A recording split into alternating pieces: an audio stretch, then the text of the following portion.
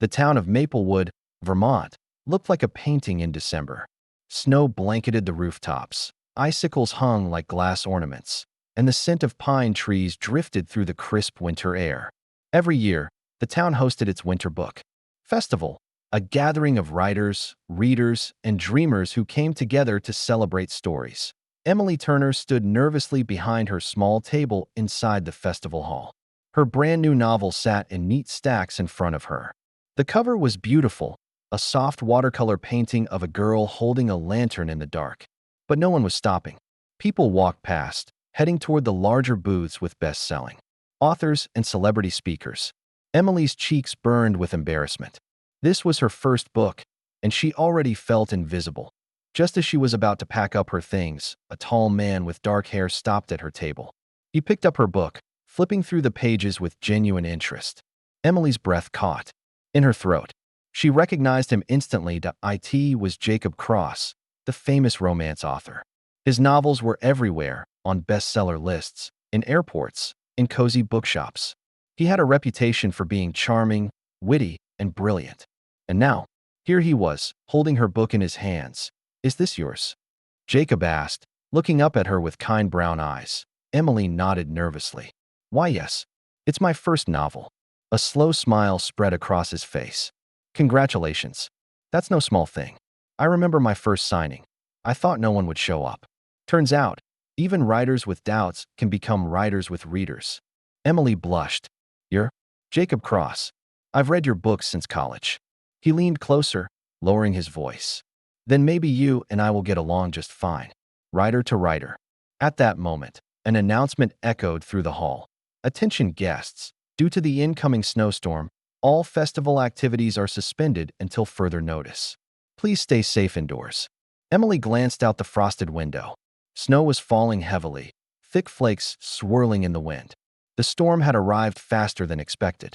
Everyone scrambled to leave, but the inn across the street quickly filled with stranded visitors. Emily found herself checking into a room, only to realize that Jacob Cross had taken the room right next door. That evening, with the storm raging outside, Emily wandered into the inn's lounge. The fireplace crackled, and several guests sipped hot cocoa while chatting quietly. She was surprised to find Jacob sitting alone by the fire, writing in a leather notebook. When he noticed her, he waved her over. "Come on, sit. No one should spend a storm alone." Emily hesitated, then sat across from him. They talked for hours. She confessed her fears, that her book wouldn't sell, that she wasn't good enough, that she felt like an imposter among real writers. Jacob listened intently.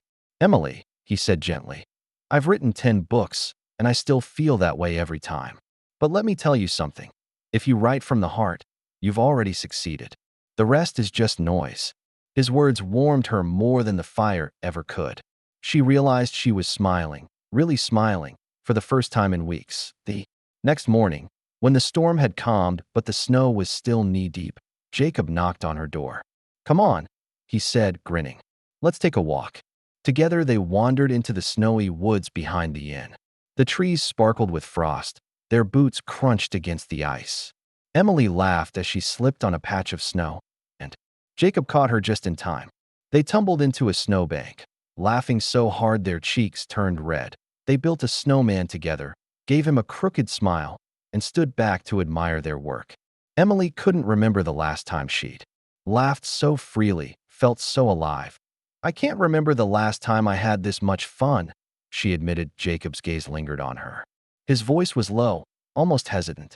"Then maybe we should keep walking together. Through storms, through whatever comes." For a moment, the world grew silent. Snowflakes drifted around them like falling stars. Emily felt something stirring, deep in her chest, something terrifying, but also wonderful. But happiness has a way of being fragile. Later that day, as they sat at lunch in the inn's cafe, Emily overheard 2 authors whispering at the next table. Jacob Cross, one sneered. "He always charms the new authors, doesn't he?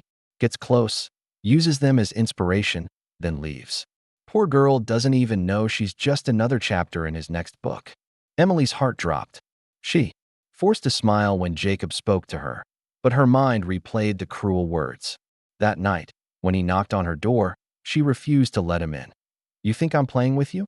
Jacob said through the crack of the door, his voice heavy with hurt. Emily, this is real.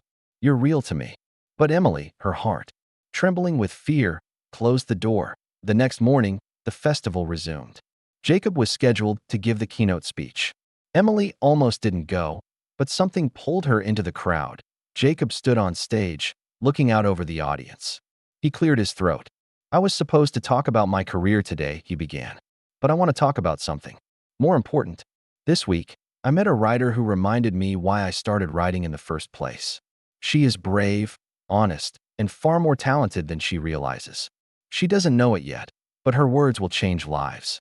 Her name is Emily Turner. And if you haven't read her book yet, you should.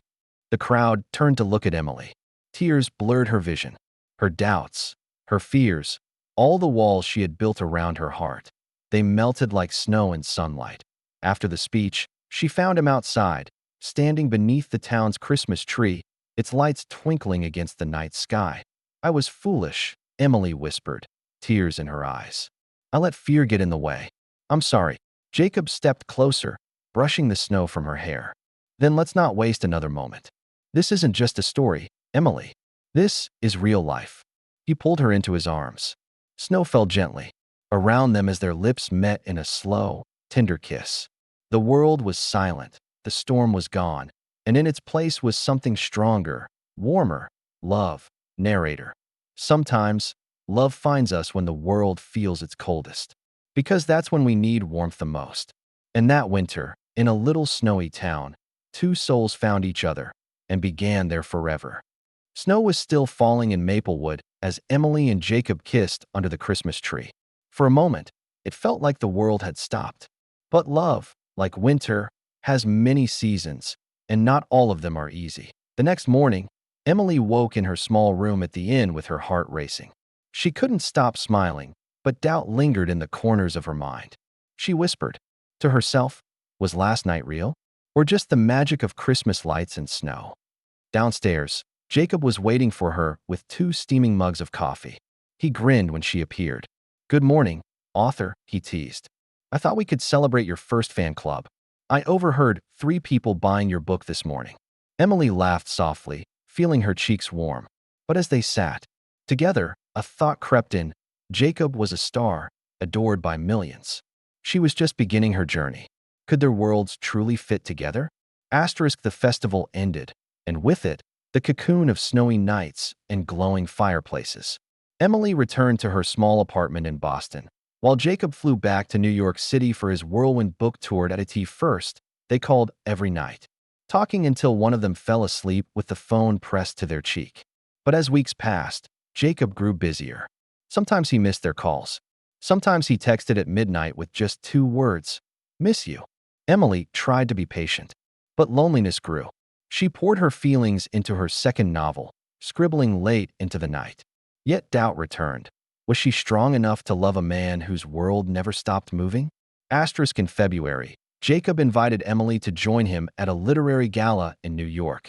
She arrived in a borrowed dress, nervous as she stepped into the glittering ballroom. Everyone there seemed polished, glamorous, important. Jacob held her hand proudly, introducing her to agents and editors. But then Emily overheard another cruel whisper from a woman at the bar. Jacob always brings a new muse. This one won't last long. The word struck her like ice. For the rest of the night, Emily felt like an outsider, her smile fragile, her voice small. Later, in Jacob's hotel room, she finally broke down. I don't belong in your world, she said, her voice trembling. You have fame, success, people who adore you. And me? I'm no one. Jacob cupped her face in his hands. Emily Turner, you are everything I ever wanted. You don't have to be anyone else. I love you exactly as you are. But even as he spoke, she saw the exhaustion in his eyes, the weight of his world pulling him away. And she wondered, was love enough? By March, Emily's second novel was nearly finished. It was raw, emotional, filled with longing and heartbreak. When her editor read it, she said, Emily, this feels like you've lived every word. What inspired it? Emily only smiled sadly. She didn't say that the story was about Jacob, about love found in snow, and the fear of losing it. That same month, Jacob surprised her by arriving unannounced at her door, a bouquet of winter roses in his hands. "I couldn't stay away," he said, pulling her into his arms. For a few days, it felt like Maplewood again. Laughter, kisses, warmth. But then the phone calls began. His agent, his publisher, his publicist, each one pulling him back to New York. One evening, as he prepared to leave again, Emily finally whispered the words she had feared for months. "Jacob, maybe we're not meant to last. Maybe Maplewood was just magic. A winter dream. Maybe Maplewood was just magic. A winter dream." Jacob froze, staring at her. "Is that really what you think? That I'd risk everything just for a dream?" Tears filled her eyes. "I think maybe I'm too scared to lose you, so I'm trying to let you go before it hurts more." Jacob didn't argue. He only kissed her forehead, whispered, "I'll come back when you're ready," and walked out the door.